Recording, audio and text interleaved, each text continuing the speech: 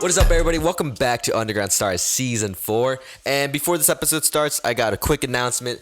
We just released 3 brand new playlists. So all the links for those will be in the description below. We got, they're called The After Party, Behind Bars, and Lonely Night. So make sure you go check them out. Bunch of underground artists, bunch of great music on those. But I am here today with... Hello, Derek. It's your boy. It's your boy, Lil Derek, man. What's up, bro? I like the jacket. I appreciate it. Yeah, this is one of my homies' brands. I went to Mizzou with him. It's called Lazy Don't Make Paper LDMP. So I think it's a nice motto that I think most of us Yeah, can go by. that was It fire, really yeah. messes with an idea that Yeah, so how you been? How's everything, man? I've been blessed. Man. I can't complain too much. I just actually had a studio session this morning, and doing an interview with you. Mm-hmm. So been a very productive day Yeah, you're moving. on the and then at the same time, I'm just really really excited for everything I got planned for next year, and just ready to see it all come to life. Man. Yes, sir. So we're gonna get there soon, but let's start at the start. How did you kind of start getting into music and everything? Uh, as far as the start, like I always really loved music since I was a kid. Like when I really think back, I look back and say probably my first like Mm-hmm. favorite hip hop song that I could probably remember was "I Know I Can" by Nas. I remember listening to that as a kid on the radio, and I was like, man, I know I can be whatever I want to be. So Mm-hmm. like since then, I always loved music. You know what I'm saying? Riding in the car with the fam, listening to church music and every gospel music. Um, So music has just always been entrenched in my life. And then uh, third grade, I started going to visual performing arts schools. So Mm-hmm. from third to 12th grade, I went to the BPA schools in St. Louis, Missouri. So I was in choir, I took dance, you know what I'm saying? I was on drum line. So music has just influenced me and been a part of my life since the jump, really. Mm-hmm. Then I'd probably say 2014 was when I actually started making music. um, but I really wasn't taking it serious. I was rapping in the group with some of my homies at school. You know what I'm saying? We Yeah. we had some music videos. We dropped a little tape together, but nobody was. We didn't know what the hell we were doing. You know Yeah. what I'm saying? Fast forward 2018, 2016. I say I kind of start feeling like I could do this. But 2018 was when I started taking it serious and dropped my first uh mixtape on streaming platforms. You versus Riley, the mixtape. And that's when I kind of really started taking it serious as far as just being my career. Yeah. That's crazy. That's you're the first person I've talked to on here who's done like performing arts stuff like that. Yeah, that like I said, that's like I don't know. I don't think I'd be the person I am or so in love with music and performing, acting because I also act that if I didn't go to performing arts schools and Mm-hmm. get a chance to learn all those different crafts, like the only thing I couldn't do was draw because like my handwriting is terrible. Yeah. So that drawing just didn't work for me. I definitely would have loved to know how to like draw and do graphics. Mm-hmm. I leave that to those type of artists. Yeah.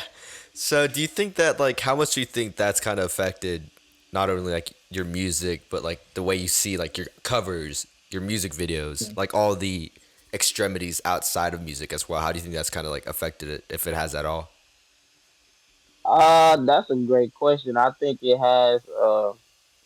definitely influences me as an artist because I've been around so many different great artists. I have an appreciation Mm-hmm. for all styles of music, for all styles of art. So it allows me to okay, every time I make a cover, I have a certain idea, and I may like compare sometimes artists' work and see like okay, who could probably take my vision and bring it to life the Mm-hmm. best, So that's part of it. And then as far as music videos, like I did the original just normal music video where you just get your homie Mm-hmm. guy just in front of the camera just doing some random stuff, you know what I'm saying? But now I approach music videos where I want it, even if I'm not directly putting some acting in it as far as like a storytelling, Mm-hmm. still wanted to tell a story. I wanted to be more cinematic. I want my music videos to be a little more cinematic Yeah, no doubt. because of my love in movies and things. Hmm. I actually just finished Money Heist Oh, the show. before we I Yeah, just finished it. Great ending. It shocked me a little bit. So I have not yeah, gotten around to seeing it just yet. It's on my list though. you haven't watched it at all. Or you Nah, haven't watched the not at movie. all. I, I recommend that to everybody. I put a lot of people on to it. It's like they were all calling me Friday, like, "Hey, you finished Money Heist?" I'm like, "Dude, it just dropped. Like, give me a chance to watch it." Yeah, Handling a few things. So yeah, I'm a big Money Heist. I definitely recommend. yeah. It's like the because whenever I saw it first, it was when it was only one season out, so I didn't want to watch it and only have like a season of it. So I was waiting for a little bit more seasons to come out. Moving on from that, you this year has been a pretty big year for you music wise. Like I saw your Spotify Wrapped. You had like over 360,000 streams, over like 46,000 hours of like people listening, and like the latest thing you dropped was that on the road EP back in like August, right? That's On like streaming platforms. yeah. Like how did like what was your whole marketing wise for all that? Because you having like that was your latest one, right? Back in August. Yep. And then before that, it was in April, and before that, it was in February. I dropped three EPs this year. Which is yeah, I mean because that's only what like half the year, roughly. Yeah, pretty much. I kind of took off August to Yeah, September, October, because November. I Yeah. planned on dropping something else in October, but everything happens for a reason. A collab tape that I was working on is getting pushed back. Hmm. Um, so that kind of made me drop that single "Carried Away," which is only on YouTube and SoundCloud. So as far as streaming platforms, I haven't dropped anything since August. Yeah. So yeah, Which I mean, either but as way, far it's crazy numbers for only dropping those three projects. What was kind of like the whole marketing for that to make sure it just kept kind of flowing, especially throughout the back end of the year? right. So my main thing that I did was this was my first year actually putting money towards ads and Hmm. things like that, YouTube ads, Facebook ads, uh, and I saw how much of a difference it took on the first tape, which was Since Day Zero, the Heartbreak Kid. I dropped that in February, and I saw like, okay, this money is actually like I'm peeping all the analytics. I'm peeping Hmm. the click rates when I put $20. I'm peeping the click rates when I put $100 on Google ads compared to putting it on Facebook ads compared to putting it on Instagram ads. I haven't tried like Twitter ads, but I really wanted to like make everything make money for Hmm. me. I uh, I started also networking so much more. And as I networked, I met a lot of different people. Hmm. Some people had stream teams that I'm not ashamed to say I worked with a few stream teams this year because those artists helped me get to where I am at Yeah. the end of the day. It helped me get to because of them streaming my music. Hmm. Uh, then on top of that, I also um, once I kind of dropped something and I promoted it for about a month. Hmm. My goal was to then dig back into my catalog with me doing so much networking, um, and expose these people to music that I dropped back in 2018. Yeah. All the music that I dropped in 2019. I dropped two whole projects. I dropped two projects and an EP in 2020, and I think that's also something that helped too. I dropped an EP in November of 2020. So those streams and people finally catching up to that Hmm. music carried into Yeah. January 2021. And then, like I said, I've dropped so many projects. I dropped the Hugh Regis Riley in 2018. I dropped the Rotation in 2019. I also dropped three singles in 2019. I dropped a compilation tape called More Than Music Volume 1 at the end of 2019. Then I also dropped two full length albums in 2020. Hmm. So yeah, I think I might have hit 100 songs on streaming platforms. If not, I'm Jeez. pretty darn close. So in that 3 year time span before this year, 2018, 2019, 2020, I dropped so much music, I was able to remarket it to a completely new audience Mm-hmm. from all the followers I've gained on Twitter, from all the followers I've gained on Instagram. And I just try to every single day, I'm posting my links in my story on Snapchat, on Instagram, on Facebook. I'm posting it on Twitter. I'm just making sure that every day I'm using the advantage that we have every day because with Mm-hmm. social media, we can literally get our music to someone new every single day, Yeah. someone new across the world every single day.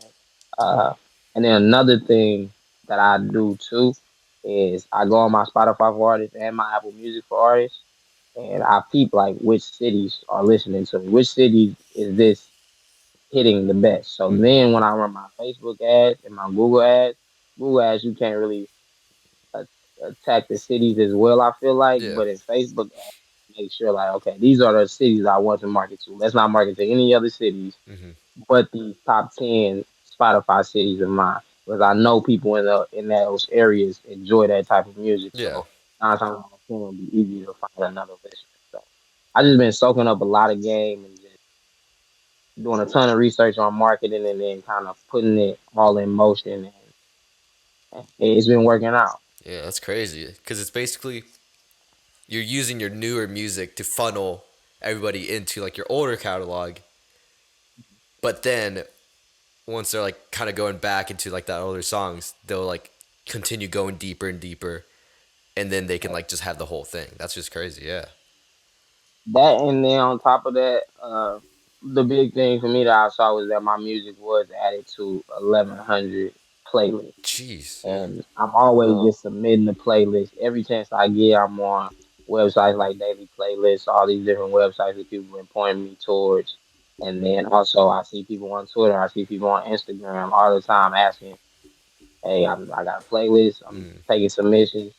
And I'll take my time on my day to make sure I submit to these playlists, and they're getting me streams. I go on my Spotify and I can see like, okay, these playlists are giving me the most streams compared to Mm-hmm. these playlists, and it's so much numbers into it, which is always hard for us to like worry about the numbers as an artist in any extent. You know what I'm Mm-hmm. saying? I don't let numbers affect me, but at the end of the day, to understand how to market yourself, it's kind of a numbers game. You got to Yeah. understand who your target audience is and things like that. So I try my best to understand that and continue to, like you said, keep funneling them the Mm-hmm. old stuff with the new stuff eventually.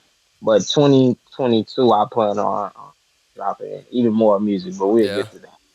So, have you like seen what's like the biggest difference that you've seen between like the Facebook ads and like the Google ads, or is it kind of relatively the same? Google Ads is much better for YouTube videos because you're funneling them directly to the YouTube Okay. channel. Mm-hmm. Uh, so it's much better with music videos, pretty much. Okay. Cool. Facebook ads though, and like I guess I've never tried my vlog, but I have done my vlog on Facebook ads. I haven't done it on Google ads Mm-hmm. yet. Pretty sure like vlogs, anything that's a YouTube video, even visualizers will probably do pretty well on Google ads, Mm-hmm. but probably not just a audio clip with just the cover. And it Yeah. got to be something that you know, that's got to grab people attention on Google Mm-hmm. ads. Even with Facebook ads, because people are scrolling, you still got to try to grab their attention. But with Facebook ads, I found a lot more. I never do pictures; I always do videos. But Mm-hmm. it's a lot easier. I feel like to target a certain audience on Facebook compared to Google. Google, Yeah. you're gonna get a really broad audience, even when you do like. Because I know one of the features they have is like you can tag certain artists that like you want. Okay, if you're listening to a J Cole video, Mm-hmm. I want you to see my ad. Okay. That'll So it's like probably you can like put like if you like this, you might yeah. like this, kind of like the related stuff or whatever. Yeah, yeah. And I think that's pretty dope with both of them. Like, if you want to target certain cities and things like that, and even Facebook has those features too, where like I'm always okay.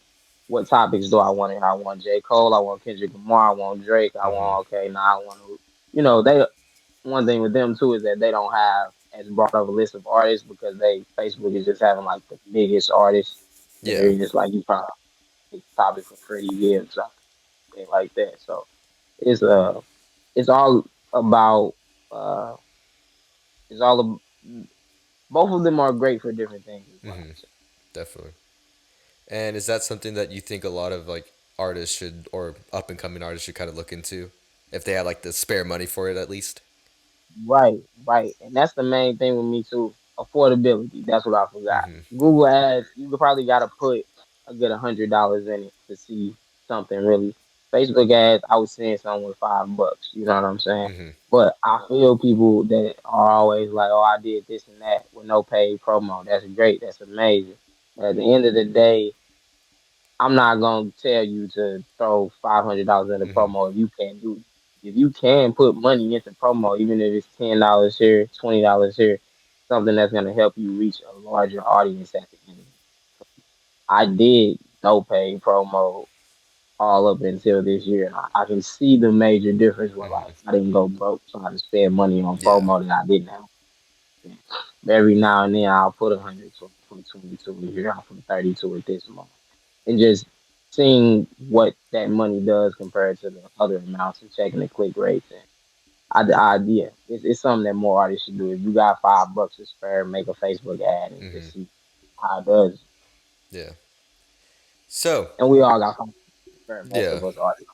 Yeah, You for go. sure. So, um, this coming year, because it's already December, you know, pretty much the whole year's over for music wise, unless you have like stuff planned already. What are your goals and stuff you got planned that you can talk about for next year?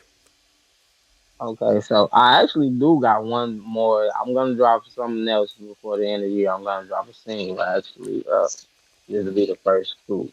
So I'll probably be announcing that a little bit after this interview. Definitely got a single I'm dropping before the end of the year. But as far as next year, one of my I know I'm gonna drop a ton of music Mm-hmm. because I've already had so much planned out before I even got to the project that I'm working on now. Uh, but one of my major things I want to work with way more artists than I and producers and graphic designers and videographers. I just want to work with Mm-hmm. more people. I've created a nice network of artists that I already know personally that I've worked with. So now it's time for me to work with artists from different cities, Mm-hmm. different states, different countries. And it's a at the end of the day, one of the best things about collaborations is that mutual gain that you get Mm-hmm. because now I'm tapping into your audience, you're tapping into my audience, and we're both gonna gain support from this at the end of the day. Yeah. So and I've met a ton of talented artists, especially on Twitter. Oh, I crazy. really work with me too. I've met producers that are hitting me up wanting to work with me. So it's like I'm obligated. Like Mm-hmm. I would love to work with you, and now you want to work with me. Like look, hey, we gonna get it in this next year. I know my work ethic, so I know I already had a bunch planned. So it won't be too hard for me to get these features done, Mm-hmm. get these tracks in for guys. So I know for sure we can say I got an album planned out for next year. I have a majority of it written, but I haven't recorded much of it, which is another thing that just gives me a lot of leeway because I got Mm-hmm. a project almost finished. Uh, I got an EP I'll be dropping at the top of the year, 3 track EP with a producer that I met off of Twitter. We're gonna be announcing that pretty soon, probably the end of the month. We'll officially announce it. Mm-hmm. Um, then I got the collab project that was supposed to drop in Mm-hmm. October. We're pushing it to next year. I don't know around what time yet. I also got two other collab projects that's kind of like still in the process of being made. I probably got a few more songs to make. I got another EP with one of my producers that I will work with often, Lee Concho. Uh, and then probably another executive producer EP by my boy Jay Lou, who did the Pimpin' Ain't Easy tape. He executive produced that. Um, and then other than that, I already got some features lined up, so I'll be tapping into those verses to end this year off, trying to start the year off by giving some people some verses. Yeah. But so like I said, I mean, it's next year. It's gonna. I'm probably gonna drop. It might be 20 to 50 songs on my Sheesh. end between if you add the features in there. Between Yeah, 20, that's a wide gap, 20 to 50, but it could be as much as 50. that's crazy. When you count the features, just because I know I already got at least like 20 planned Hmm. myself. Yeah, As long as all those projects come out, but everything happens for a reason if they don't. But that's just the game plan. I know at least those probably four of those projects for sure. The album, EP, top of the year, the collab tape. Yeah, so at least five of those I say will yeah. happen for sure. And I know a And lot of people. you can see on a few other people from Twitter's Uh huh. projects too. Yeah, and I know a lot of people. They kind of stay away from the whole like albums and just drop EPs and stuff. What is kind of like your thought process behind all that? Because do you kind of So care or at not first, really? I do to an extent because I stumbled upon the knowledge of why it is more effective to make an EP. Hmm. Because initially for me, my first project was I think 16 tracks for Huey versus Riley. We did 16, and then I dropped some singles. Seeing kind of what they did. I dropped the project, the rotation, and everything was like 14 songs for me, 12, 14 songs of pretty much an album. Um, but I also peeped the way the music industry is going and the shorter attention span of the listener. I did some research. I was seeing people talking about it. And with the EP, I could give you three quick songs that takes you about 10 to 15 minutes to listen to at the most. Yeah. Uh, you're gonna probably like one or two of the songs really. And now people don't buy albums, Hmm. so I'm not gonna play this whole album back 9 times out of 10, many times anyways. If I do sit there and listen to all 14 songs, Yeah. like, really sit there and listen to 14 songs from a person, I'm not gonna listen to all 14 songs.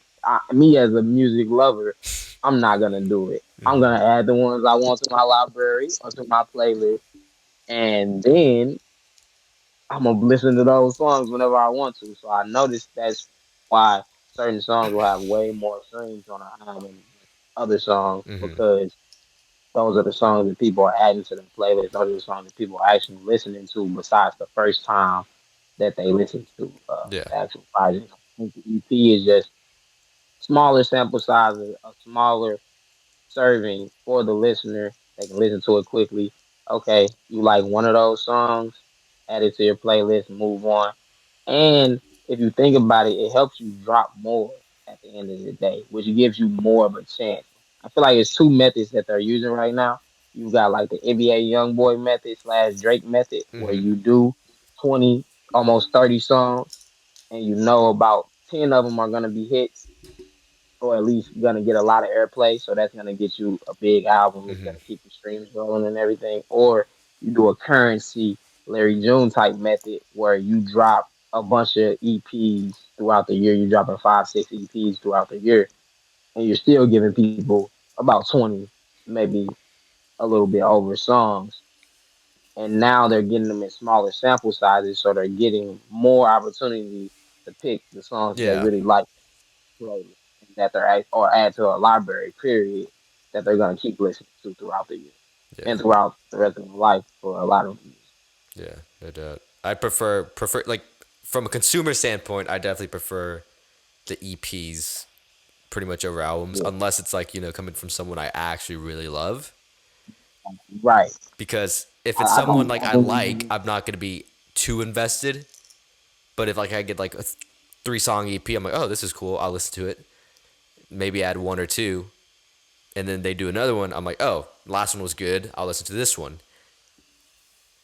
So it's yeah, a lot. I definitely yeah, that's how it is really. Hmm. I think that's exactly how it is for most consumers nowadays. It's like, okay, and that was the main thing too that I saw someone say. I can't remember who said it. Like me as a fresh artist, your first time hearing me, are you gonna sit there and listen to 14 songs? Mm-mm. No, you're not. Now, if it's one No doubt. song, okay, I let me get this guy two prefer like. minutes out of my life. If it's three songs, okay, I got 10 minutes to Hmm. spare. I'm driving, so I'm gonna listen to this. I'm not gonna sit here and listen to this guy that I don't know from a can of paint for an hour because that's just how our mindsets work. Hmm.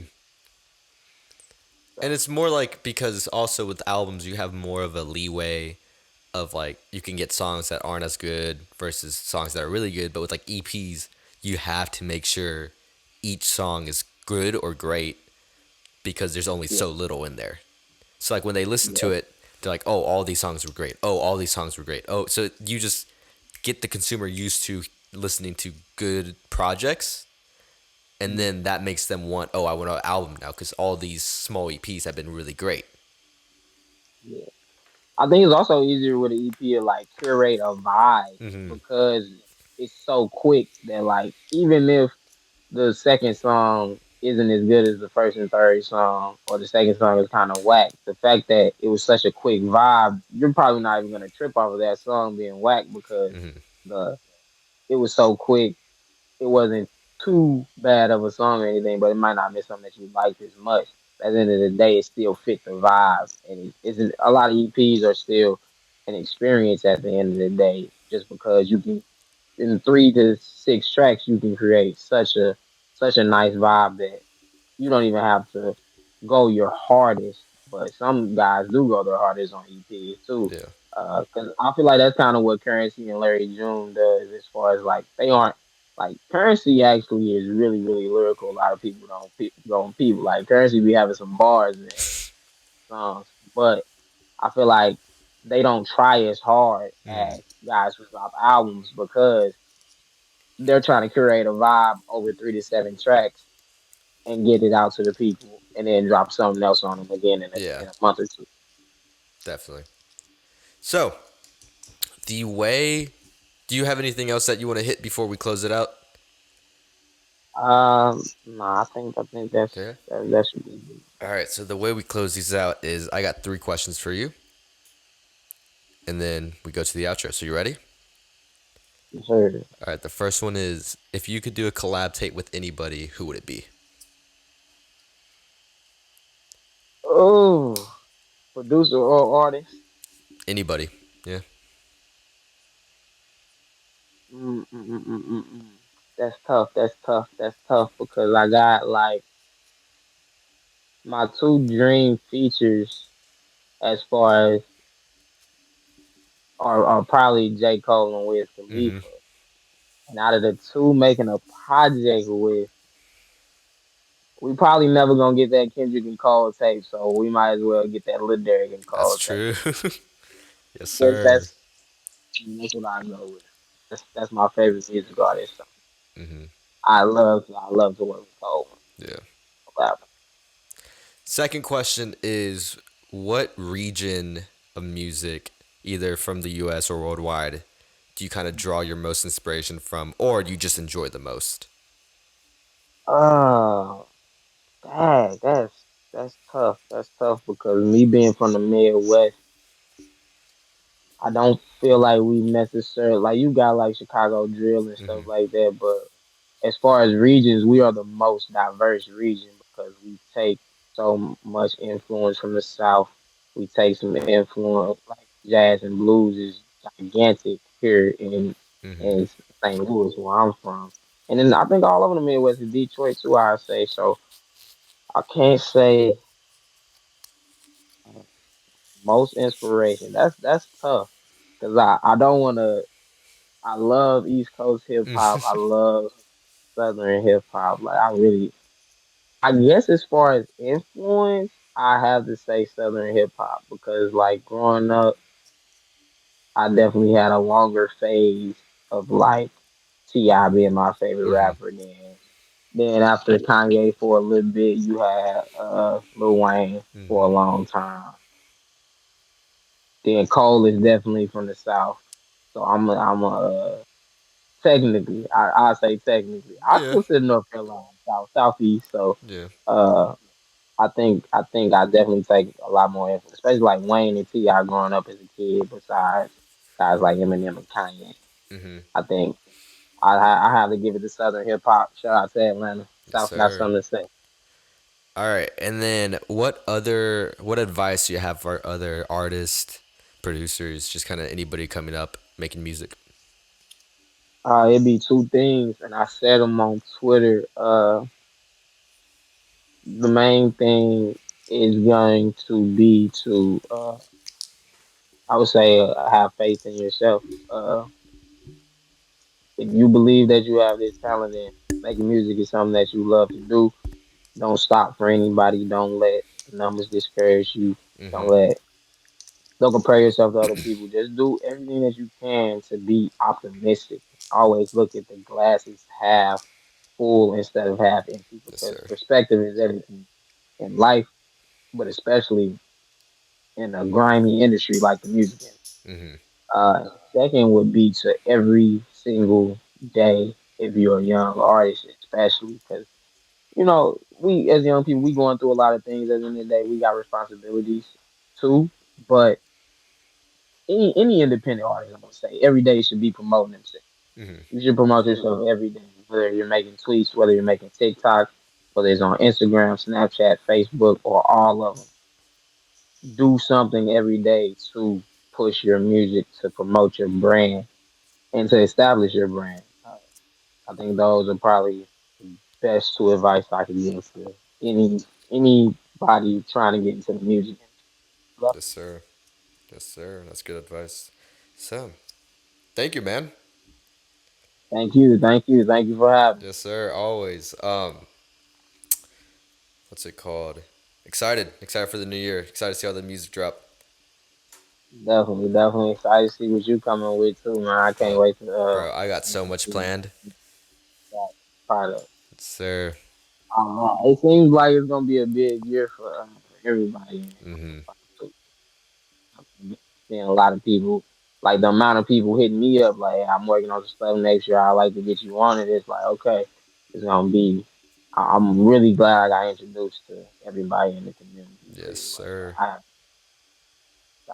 people have them, but I kind of really stay to myself anyway. Besides interacting with people as much as possible on the positive side of things. But it's definitely a great community to be a part of. I feel like Oh yeah. once you just try to stay away from the toxicity as much as possible. Yes, sir. So, um, make sure you go check out his stuff. Instagram, Twitter, Spotify, Apple Music, YouTube. Everything will be linked in the description below. And yes. I mean, is there anything else that you got your stuff on? Uh, yeah, we said Apple Music, Spotify, SoundCloud, YouTube, all of that is MTM Lil Derek on every platform. Title, whatever, on every streaming service. I'll put Yes, it that way. sir. I'm Yes, on sir. MTM Lil Derek on Twitch as well. I stream. I mostly play NBA 2K, so you might catch me on an RPG or two here and there. So definitely tune in if you want to. Also, you can hear a lot of underground artist music. I tend to play a lot of the playlists that I'm a part of. Stream on Switch. So definitely tap in. I'm gonna be trying to get more active on the gaming side this year as well. Yes, sir. So yeah, make sure you go check him out. Don't forget to check out the playlist. Link will be for the description below as well. And yeah, it was great, man. We will catch y'all. Thank you for listening and watching. We will catch y'all next week. Peace.